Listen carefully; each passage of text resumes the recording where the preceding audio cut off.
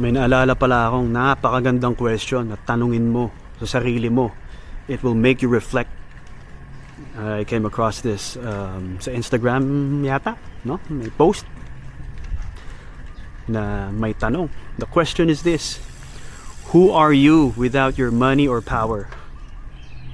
Ganda, di ba? In Tagalog, sino ka kung wala ang pera mo at kapangyarihan?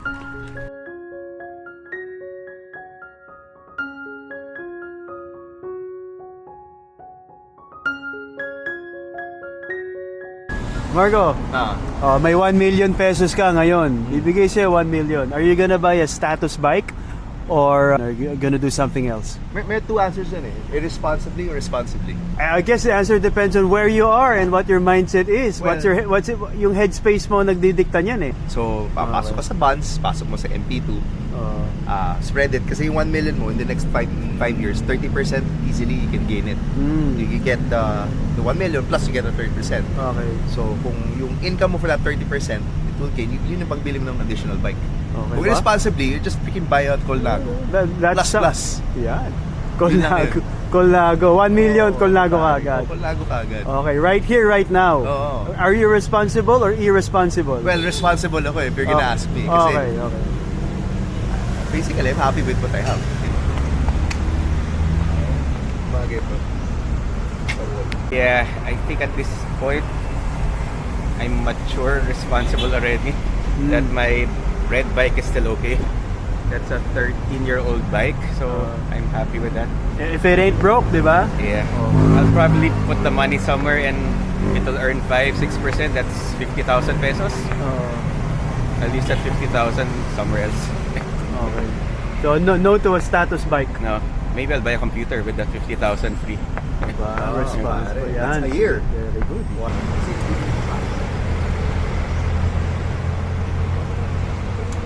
Mapapa-status bike ka. What is the status bike? Ano you said? Colnago. I know you said Colnago. So, James Yap version, pare. That- James Yap version yan. James Yap specs, basically. Lagyan natin ng sticker, the James Yap James spec. Yap specs. Anong kulay? James Yap din. James Yap specs. Baka pati bib ni James Yap gusto mo na rin. Lahat. What is that status bike? Yeah, I think I want the bike, the UAE bike. The Colnago bike. from Colnago UAE. din. Yeah. V4 RS yung ngayon. Yep, that one. I like the paint and of course the status. So yung UAE Exclusivity. specs, so that's the black, red, and white, no? NV, Dura-Ace. Kunwari kulang ng konti, which Yeah. is I'll the find situation here, dagdag ka ng konti. Yep. Okay, I'll spend a little more. Okay. Ikalalakas mo ba yung UAE spec bike? Oo O- naman, o- grabe. At least 30% faster yun. It's not the rider, it's the bike, no?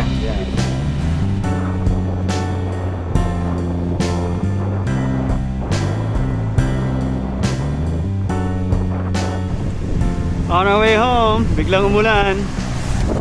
That's all right.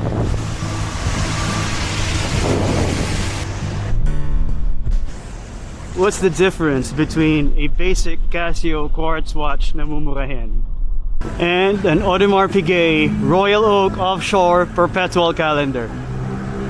Ano pinagkaiba? When they both just tell the time.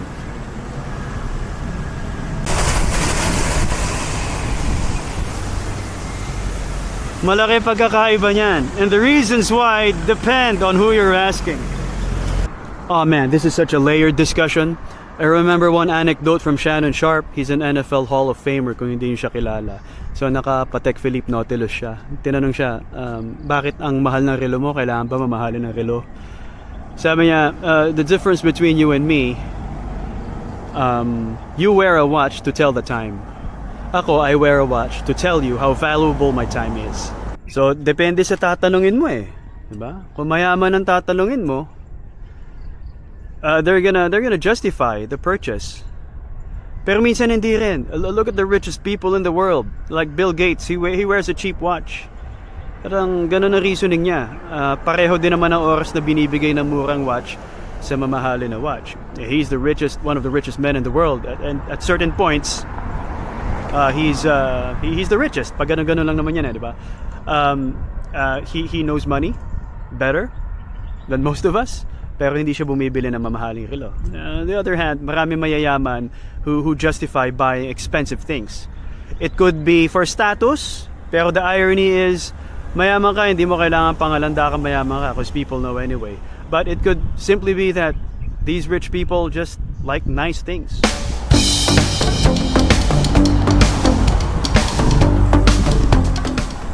Pag ako nagka 1 million na bumagsak mula langit, I'm gonna invest it.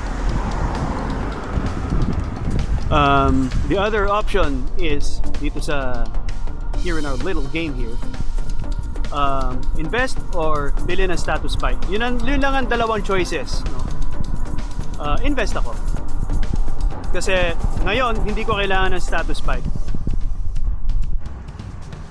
So ang sagot depends on where you are and who you are. And who you are depends on time frames din eh. Kung sino ako ngayon, baka hindi na ako ito bukas. Depende sa sitwasyon. You know what I mean? Pero ngayon, I don't need a status bike.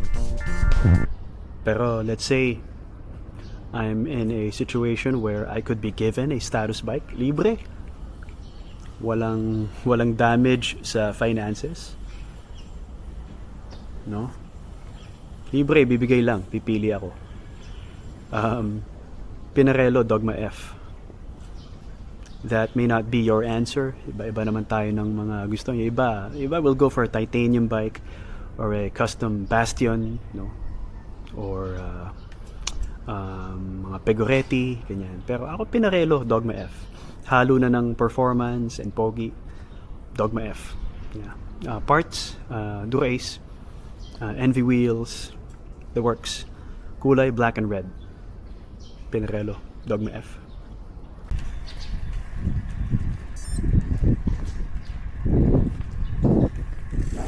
Kung irresponsable kang tao, huwag kang mag-status bike. That's one of the biggest mistakes you're gonna make. Yabang lang yan. Walang mapapatunayan yan. Ito, believe it or not, ang irresponsableng tao, kilala bilang irresponsableng tao. I'm telling you. Kitang-kita yan, yung puro yabang lang. Akala mo hindi. Pero people know na flex ka lang ng flex. Akala mo hindi nila alam, pero alam nila. May certain kilos eh. Ang taong puro hambog lang, ang taong walang sinabi, walang ibubuga, puro yabang lang. Halata yan. At pag bumili ka ng mamahaling gamit, bumili ka ng mahal na bike, you're not impressing anybody. Ang iisipin pa nila sa'yo, tingnan mo to, bumili na naman, utang na naman. Malamang sa malamang may utang pa sa'yo yung taong yan eh. You getting my drift? So, no to status bike. Kung yabang lang, that's the irony of it all, no? Kaya nga nagsa-status bike para sabihin may kaya ka eh. Pero iba yung totoo may kaya sa nagkakaya-kayanan lang, no? Nagkakaya-kayahan lang. You can't fake class, no? Hindi ka nabibili yan. Who are you without your money or power? May joke si Chris Rock sa recent special niya sa Netflix. He described Beyonce as someone who is powerful because she is beautiful. Sabi niya, he's met Beyonce, talagang napakaganda daw, napaka-regal, perfect human being levels, no? The way he would describe Beyonce, napakaganda. And he described her power na si Beyonce, kahit nadalin mo sa Burger King yan, magtrabaho sa Burger King, kahera sa Burger King, napakaganda pa rin yan.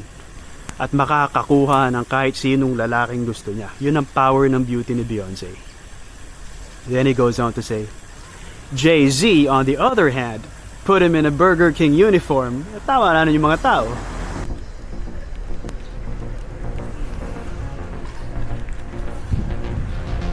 Lakas na ng ulan. Uwi na nga tayo.